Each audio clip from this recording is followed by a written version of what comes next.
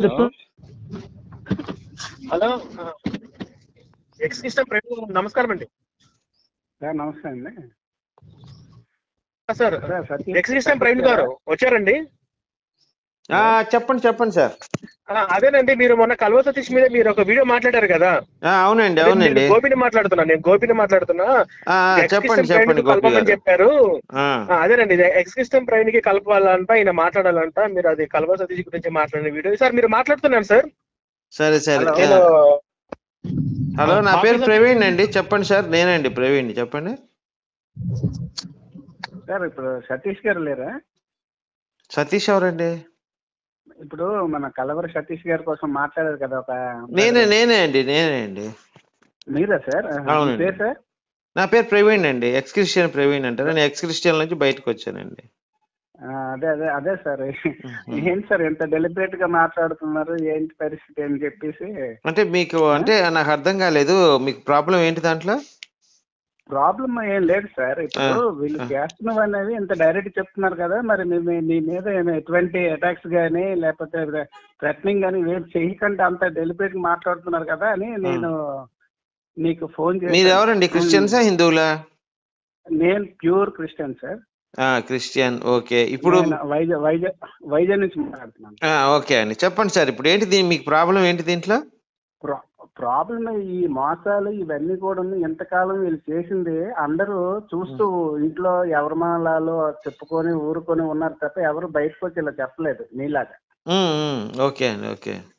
So ఇప్పుడు మీరు బయటకు వచ్చి చెప్పినందుకు చాలా మందికి అది అవేర్నెస్ ప్రోగ్రామ్ కింద అయ్యింది. అది ఇప్పుడు చాలా మంది జరుగుతున్నాయి కాబట్టి. అసలు కాదండి, మేము అసలు అయితే బైబిలే ఫేక్, అసలు ఈ స్వస్థతలు కానీ ఇవన్నీ లేవు, యేసుని నమ్ముకుంటే మనకేం ఉపయోగం లేదని చెప్తాను.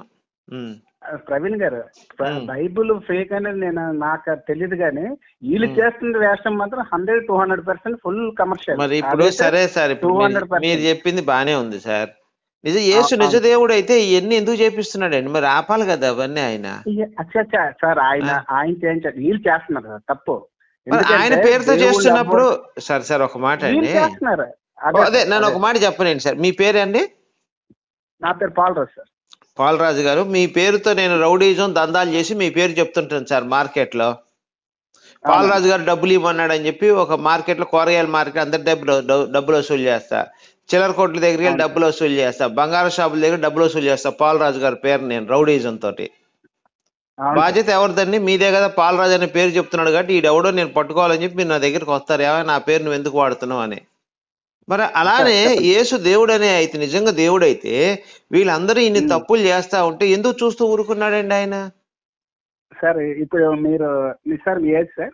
నా ఏజ్ 30 అండి. 30 అంటే చాలా చిన్న కుర్రోళ్ళు మీరు. ఓకే అండి. ఓకే, చాలా చిన్నవాళ్ళు మీరు. నేను అంటుంది ఏంటంటే, ఇప్పుడు నా మీద మీరు దందాలు చేశారు అనుకోండి, నా పేరు మీద మీరు రౌడీ మామూలు ఇవి చేశారు అనుకోండి, నేను ఇమీడియట్ గా వచ్చి మీ మీద కంప్లైంట్ పెడతాను. Right sir, correct. ఎందుకంటే నేనున్నాను కాబట్టి, నేను బ్రతికున్నాను కాబట్టి నా పేరు మిమ్మల్ని మీరు వాడుకోకూడదు. ఇప్పుడు మీ పేరు ప్రవీణ్ గారు. అవునండి. ప్రవీణ్ గారు వైజాగ్ లో అంటే దందాలు చేయాలి నాకు పెట్టారు ఏజెంట్ కింద, నేను ఇక్కడ కలెక్షన్ చేస్తానని నేను చెప్పాను అనుకోండి, ఆ విషయం మీకు తెలిసింది అనుకోండి, మీరు నా మీద కంప్లైంట్ పెట్టచ్చు. ఎందుకు మీరు బ్రతుకున్నారు సార్? ఇక్కడ నా ప్రశ్న మీకు అర్థం కాలేదు. చెప్పండి. ఇలా చేస్తున్నప్పుడు దేవుడు అనేవాడు ఉంటే మరి ఇవన్నీ ఆపాలి కదండి. నా బాధ ఏంటంటే, ఇప్పుడు ఈయన పేరుతోటి, ఎవరి యేసు పేరుతోటి ఈ రోగాలు తగ్గించటం, అసలు ఇంకన్నీ పాస్టర్ చేయని పాపం అంటూ లేదు. మరి దేవుడు ఏం చేస్తున్నాడని అడుగుతున్నానండి, అందుకని ఎగ్జాంపుల్ చెప్పా పాలరాజు గారికి. సార్ మీరు కన్వర్టెడ్ క్రిస్టియన్, బోర్న్ క్రిస్టియన్ నాకు తెలీదు. బోర్న్ క్రిస్టియన్ అండి. మీరు మీ తలుపు కూడా ఒక 2-3 చూశాను నేను. బోర్న్ క్రిస్టియన్, మీరు బయటకు వచ్చారు, మీ మ్యారేజ్ కూడా క్రిస్టియన్ మ్యారేజే జరిగింది. అవును సార్, అవునండి, కరెక్ట్. అంత జరిగిన వ్యక్తి బయటకు వచ్చాడంటే మీకు అంతకంటే ఎక్కువ ఎఫెక్ట్ తగిలితే కదా బయటకు వస్తారు. అవును సార్, అవునండి. అది ఓపెన్ గా మాట్లాడడం వల్ల జరుగుతుంది అది. కాబట్టి ఏంటంటే ఇక్కడ దేవుడి పేరు చెప్పుకొని మోసం వీళ్ళు చేస్తున్నారు. దేవుడు ఉన్నంటే పనిష్మెంట్ వెంటనే అయ్యాను, కానీ లేని దేవుడి కోసం ఎక్కడ మనం తెస్తాం చెప్పండి? మీ అమ్మా నాన్న ఎవరంటే మీరు ఈ ఊరు వెళ్ళి పట్టుకొని వస్తారు. యేసు లేడంటారా మీరు? యేసు అనే వ్యక్తి అనేది లేరు అన్న సార్.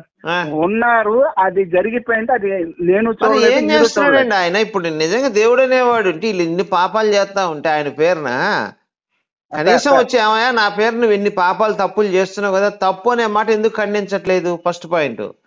రెండో సార్, పాయింట్, సార్. యేసు శిష్యులందరూ అవును. కూడా, ఒక నిమిషం అండి, యేసు శిష్యులందరూ కూడా చెప్పండి సార్. కుక్క సాగు చచ్చారండి. ఒకటే మాట చెప్తున్నా, యేసు శిష్యులు 11 మంది కూడా కుక్క సాగు చచ్చారు. అవును, వాళ్ళకి అవునండి. ఎటువంటి రక్షణ లేదు. పౌలు కూడా అవునండి. కుక్క సాగు చచ్చాడు, వాడికి రక్షణ లేదు. అవును. ఇప్పుడు లోక రక్షకుడు అంటే మరి అందరినీ రక్షించాలి కదండి. కుక్క సాగు చేస్తా ఉంటే చూస్తూ ఊరుకోవటం ఏందండి? సార్ ఇంకో విషయం తెలుసా సార్, మీకు ఫైనల్ గా చెప్తాను. ఆ, ఈ క్రిస్టియానిటీ అనేది పెద్ద ఫేక్. ఆ. ఫైనల్ గా మీకు చెప్తున్నాను. అంటే మీరు ఎవరికి క్రిస్టియన్ భయం లేదు. కాదా? నేను ప్యూర్ క్రిస్టియన్. మరి క్రిస్టియన్ అంటే క్రిస్టియన్ ఫేక్ అంటే మీరు కూడా ఫేక్ అయిపోతారు కదండి. అదే కదా నేను చెప్తాను, దాన్ని కంప్లీట్ చేయనివ్వండి, ఆ, దాన్ని కంప్లీట్ చేయనివ్వండి. ఓకే అండి, ఓకే. ఇది ఆ విధంగా క్రియేట్ చేసి లేని దేవుడు కోసం. ఇప్పుడు మీ నాన్నమ్మ గారితో మీ తాతయ్య గారితో నేను మాట్లాడని అంటాను సార్ రాత్రి. వామ్మో పిచ్చోడు అంటారు సార్. అది పరిస్థితి. ఆ. నేను ప్రవీణ్ గారు నాన్నమ్మ గారితో వాళ్ళ తాతయ్య గారితో మాట్లాడాను. ప్రవీణ్ గారు ఇలా ప్రవర్తిస్తున్నారు, చాలా బాధపడుతున్నారు నా దగ్గర తెల్లవారు 3 గంటలకు వచ్చి అని చెప్పాను అనుకోండి, వీడు మెంటలోడు అని అంటారు ఖచ్చితంగా. అలాగా లేని వ్యక్తి కోసం క్రియేట్ చేసుకొని వీళ్ళు వ్యాపారం చేసుకుంటున్నారు, బిజినెస్. ఏది? యేసు పేరు మీద? యేసు పేరులో ప్యూర్లీ బిజినెస్. ఓకే అండి. అంటే మీరు యెహోవా సాక్షులా? నేను యెహోవా సాక్షి కాదు, జీసస్ సాక్షి కాదు, ఎవరి సాక్షి కాదు సార్. మానవుడు ఉన్న జ్ఞానంతో, మానవుడి తాలూకా ఆలోచనతో నేను మాట్లాడుతున్నాను. నేను ఇప్పుడు మనం ఒక రిలీజన్ కి వెళ్ళామనుకోండి, ఆ రిలీజన్ ఎఫెక్ట్ దీని మీద పడుతుంది. ఇప్పుడు బుద్ధుడు ఒక రాజకుమారుడైనా అతను చూసి మానవాళ్ళ తాలూకా పరిస్థితి చూసి నాకు ఎందుకు ఇది అని చెప్పి ఆయన రాజ్యాలు బుద్ధుడు ఒక వేస్ట్ సార్. బుద్ధుడు ఒక వేస్ట్ గాడు, వాడు పనికి మాలినోడు సార్ బుద్ధుడు అనేవాడు. ఆ త్యాగం కూడా వీళ్ళు చేయలేపారు కదా. ఒక నిమిషం సార్, నన్ను చెప్పనండి సార్. బుద్ధుడు గురించి నేను ఒక 2 minutes చెప్తాను మీకు. బుద్ధుడు అనేవాడు ఒక రాజు అండి, అవునా? అవును సార్. ఆడు చేతగాక సన్నాసిగాడు దేశం ప్రజలందరూ నేను నమ్ముకొని ఒక రాజుగా నేను నియమించి, అరే మమ్మల్ని అందరూ నువ్వు కాపాడరా అంటే పోయి సన్యాసి వేషం వేసుకొని తపస్సు చేసుకుంటా. ఇప్పుడు నీకు రాజు బాధ్యత అంటే ప్రజల్ని రక్షించాలి, ప్రజల్ని కాపాడాలి. అలాంటోడు ఈ సన్యాసిగాడు మొత్తం వదిలేసి ఒక సన్యాసి లాగా మారి నాకు ఎవడు వద్దు, నా పెళ్ళాం పిల్లలు వద్దు అని చెప్పి అర్ధరాత్రి పూట ఇంట్లోంచి పారిపోయిన సవటండి వాడు. అప్పుడు మరుసటి రోజు 2 రోజుల తర్వాత ఇంటికి వస్తాడు. వచ్చినప్పుడు పెళ్ళాం అడిగిద్ది, ఏమయ్యా నువ్వు చేసిన పని నేను చేస్తే ఈ రోజు నువ్వు తలెత్తుకోగలవా అని అడిగిద్ది. అవును, ఏం సమాధానం చెప్పి తలదించుకుంటాడు అక్కడ బుద్ధుడు. అంత చండాలపోడు వాడు బుద్ధుడు. నా దృష్టిలో చండాలపోడు ఒక రాజు. ఇప్పుడు నీకు బాధ్యత అప్పచెప్పినప్పుడు నువ్వు పారిపోతే నువ్వు మగోడు ఎట్లయితావు?